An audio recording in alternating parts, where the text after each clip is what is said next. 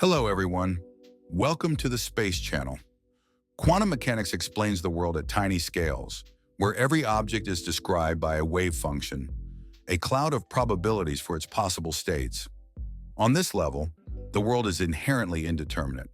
Attempts to link the microscopic quantum realm to our macroscopic classical world have raised philosophical problems that still resonate in the scientific community and remain unresolved to this day. Experimentally, however, quantum theory works brilliantly. Modern computer chips and lasers could not operate without it. It all began with incandescent lamps. In 1894, the German physicist Max Planck was hired by an electrotechnical company to design a lamp that would give the most light while consuming the least electrical energy. He realized that the key to solving this task lay in a fundamental scientific question posed by another German physicist, Gustav Kirchhoff, in 1859. It concerned the concept of an ideal black body that absorbs all incoming electromagnetic radiation. Yet even such a body can emit radiation. The big question was the mechanism of this process, specifically how the intensity of radiation depends on its frequency and on the body's temperature. Planck conducted experiments with a cavity that had a tiny hole in one wall. Due to multiple reflections and absorptions within, the hole appears to an observer as an extremely dark spot that closely mimics an ideal black body. From his experimental data, Planck derived in 1900 a formula relating the energy of radiation to its frequency. Radiation energy is the degree of its effect on another object. For example, heating a body by thermal radiation. Frequency is a physical quantity that specifies the number of oscillations of an electromagnetic wave, or any other radiation, per unit time. Later, Planck attempted to reconcile his formula with classical thermodynamics, but he noticed discrepancies. Classical theory predicts that waves of different frequencies form a continuous energy flow with no gaps. Planck's equation, by contrast, implied the opposite. Black body radiation is split into spectral lines. This was because determining the radiation energy at a given frequency required a multiplier, a small number h that became known as Planck's constant. A constant's indivisibility implies there is no smaller quantity beneath it. From this, it followed that the radiation Planck studied behaved not as a continuous wave, but as a stream of very tiny separate particles. These particles were later called quanta, from the Latin quantum. How much? In 1902, the scientist Philip Lenard, studying the photoelectric effect, the appearance of an electric current in metals under light, observed that the voltage and the energy of electrons emitted from a metal sheet depended not on light intensity, but on its color, that is, on light frequency. This contradicted the wave theory of light as confirmed in the late 19th century by the British scientist James Maxwell, who held that electron energy should instead depend on the intensity of light. When Albert Einstein investigated the photoelectric effect in 1905, he realized that radiation quanta would resolve this discrepancy. Einstein proposed that light, instead of being solely a wave, consists of tiny particles now called photons. A photon is a quantum of light, and the energy of a single photon of frequency nu equals that frequency times Planck's constant, E equals h nu. Einstein's photoelectric effect theory faces an obvious problem. It treats light as a particle, yet abundant evidence shows that light is a wave. Conversely, the photoelectric effect cannot be reconciled with light purely as a wave. So, is light a wave or a particle? There is no single answer. In different experiments, light behaves either as a wave or as a particle. This phenomenon is called wave-particle duality. When physicists started probing the universe at tiny scales, individual atoms and smaller, they proposed that not only light but all particles making up matter also obey wave-particle duality. The dual nature of matter was made intuitive by picturing tiny isolated particles as quantum waves on the microscopic level. In 1927, Erwin Schrödinger derived an equation that describes the quantum wave representing the state of particles at the microscopic scale. The wave function itself can be interpreted as a kind of probability cloud. It does not reveal the actual state of an elementary particle. Instead, it indicates the likelihood of a given measurement outcome. That makes the wave function a statistical law rather than a tangible entity. To illustrate how the wave equation relevant for elementary particles leads to absurdities at everyday scales, Schrödinger invented a thought experiment in 1935. Imagine a sealed box that is impermeable to all quantum interactions. Inside, we place a single atom of radioactive material, a radiation detector wired to break a vial of poison when triggered, and a living cat. We close the box and wait. At some random moment, the radioactive atom will decay and emit a charged particle. The detector will register it, and when that happens, the vial will shatter and release the poison, killing the cat. In quantum mechanics, the decay of a radioactive atom is a random event. From the outside, no observer can tell whether the atom in the sealed box has decayed or not. If it has, the cat is dead. If it has not, the cat is alive. Until someone makes a direct observation of the atom, it remains in a superposition, an indefinite mixture of two quantum states, decayed and not decayed. The same is true of the detector, the vial, and the cat. So the cat itself exists in a superposition of two states, dead and alive. Because the box is impermeable to all quantum interactions, the only way to find out whether the atom has decayed and killed the cat is to open the box. The very instant this happens, the wave functions collapse, and the cat abruptly snaps into a definite state, either dead or alive. Yet nothing inside the box is fundamentally different from the outside world, where we never encounter a cat that is simultaneously alive and dead. Paradoxes like this have led to the notion that quantum physics is inherently challenging to comprehend. Richard Feynman, a Nobel laureate, once said, "If you think you understand quantum physics, you don't understand quantum physics." That statement is not entirely accurate, though. Today, scientists navigate the field quite well. In fact, quantum mechanics is one of the most successful scientific theories ever, enabling such technologies as computers, digital cameras, LED screens, lasers, and nuclear reactors.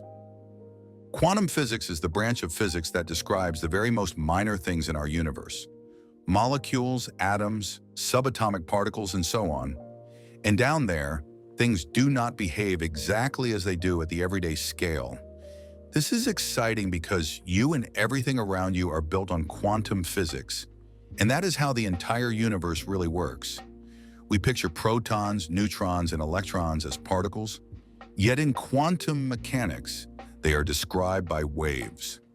A quantum wave is an abstract mathematical description. To extract real-world properties, say the position or momentum of an electron, we must perform mathematical operations on its wave function. For position, we take the wave's amplitude and square it, yielding a probability distribution. It tells us we are more likely to find the particle in one spot than in another. When we say where an elementary particle is, we refer to a region, not an exact point. The wave function allows us to calculate the approximate probability of where the particle may appear in that region at the moment of observation. Thus, in quantum physics, nothing is known with infinite precision. Every physical quantity is represented as a cloud of probabilities. This fundamental feature clashes with the clockwork universe of classical physics, such as Newton imagined. The wave function model predicts subatomic behavior superbly, yet, oddly enough, scientists still lack a clear picture of whether the wave function has physical reality or is only an abstract construct. No one has ever seen a quantum wave because whenever we measure particles, we register them as points. Nonetheless, quantum mechanics says elementary particles do not exist as solid objects, but as probability clouds. In parallel, then, there is a subatomic level where waves exist in quantum mechanics rules, in the visible world, where all those waves have become particles. The barrier between the two is the act of measurement, which collapses the wave function. However, modern physics still cannot fully explain how this collapse occurs. This missing explanation is called the measurement problem, the very issue Feynman alluded to. We can investigate quantum phenomena with high precision, yet we do not know the underlying mechanism that turns a wave-like description at the quantum level into a point-like description at the macro level without logical paradoxes. Wave-particle duality is beautifully revealed in experiments with beams of electrons. Imagine a screen with two narrow slits. First, perform a classical test. Shoot paintball pellets at the screen.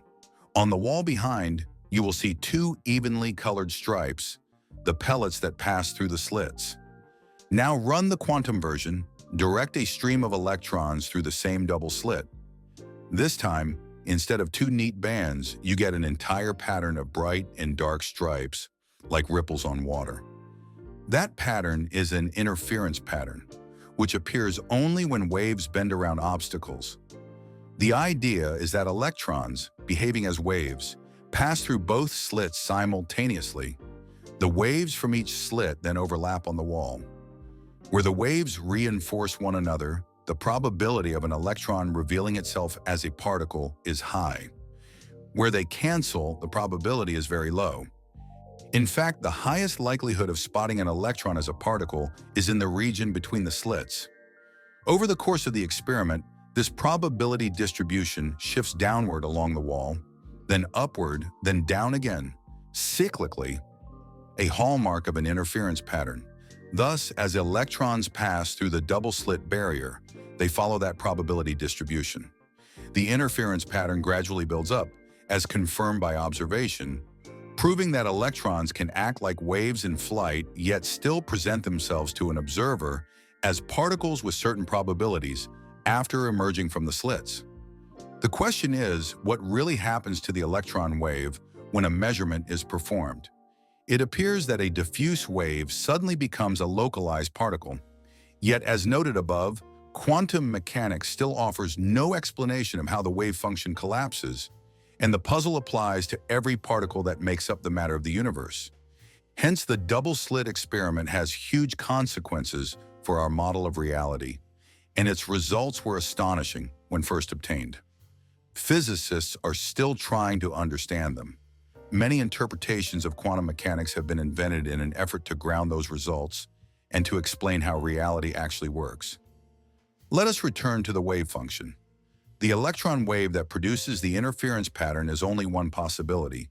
In fact, an unlimited number of such functions exist, creating an endless space of probabilities for where the electron will appear as a particle when measured. Moreover, quantum physics permits an object to be in two places at once. This is superposition. The word itself comes from classical physics and refers to a new wave formed by the overlap of two prior waves. You see it when two pebbles hit a pond at the same time, and their ripples intersect. With quantum waves, however, events can occur that seem to violate ordinary intuition. When two electron waves meet, they interfere and merge into a single composite wave that carries the complete information about both electrons whose waves collide. That composite wave spreads in all directions like ripples on water. Its receding fronts can, with some probability, rematerialize as a pair of electrons, and when we measure them, we learn the full properties of the pair. Measuring one particle, say detecting its spin up or down, now correlates with the measurement of the other, even if they are billions of kilometers apart. Einstein found this idea very troubling because if you measure one particle near you and instantly learn the state of the other, far away, it seems that information has traveled faster than light, contradicting relativity. In practice, though, quantum superposition cannot be used to send messages faster than light because each measurement yields a random result.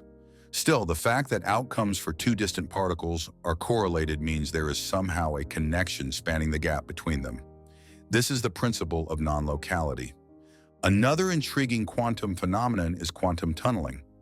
Elementary particles can, with a certain probability, pass straight through barriers. When a particle's wave function encounters a barrier, it decays inside it. The thicker the barrier, the stronger the decay. Yet, if the barrier is thin enough, the wave function can leak through and continue on the other side. That means there is a chance the particle will appear beyond the obstacle when we measure it. Quantum tunneling makes nuclear fusion in the sun's core possible.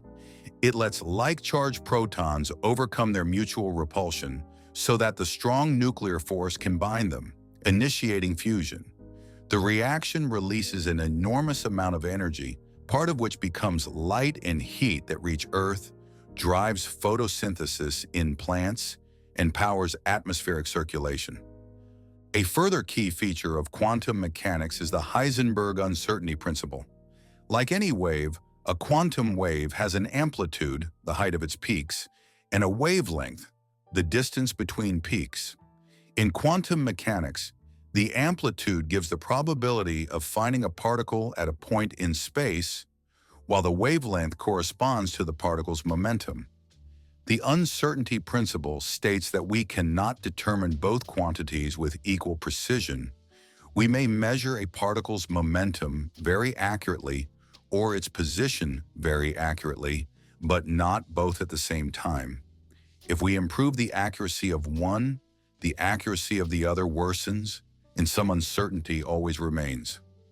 As mentioned above, once Albert Einstein began to treat light as quanta, he eliminated the mismatch between classical physics and electromagnetic wave theory, thereby opening the way for quantum mechanics.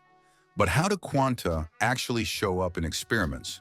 The clearest example is the emission spectra of atoms. Each atom emits light only at certain wavelengths, a pattern fixed by the number of electrons it has in the arrangement of their clouds. Short wavelengths carry more energy and long wavelengths less, so an atom's light looks like a barcode.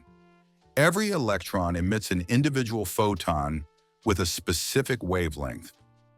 In the end, although aspects of quantum physics seem to defy ordinary logic in classical physics, they align extremely well with experimental observations and underlie the advanced technologies that make our lives easier and drive scientific and technical progress forward.